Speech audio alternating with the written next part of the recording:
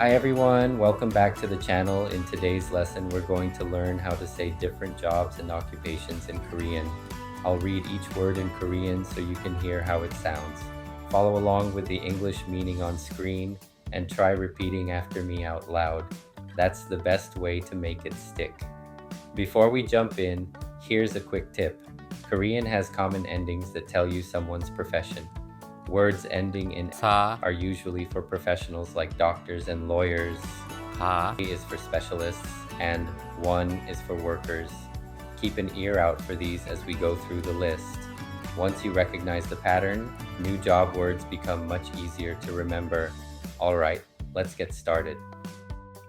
학생, 선생님, 의사, 간호사, 요리사, 경찰관, 회사원, 엔지니어, 변호사, 가수, 배우, 운전기사, 주부, 사업가. 직업이 뭐예요? 저는 학생이에요. 선생님이 되고 싶어요. Great job, everyone! For homework, try saying your own job title in Korean using what we learned today. And if your job wasn't on the list, drop it in the comments. I'd love to cover more job words in a future video.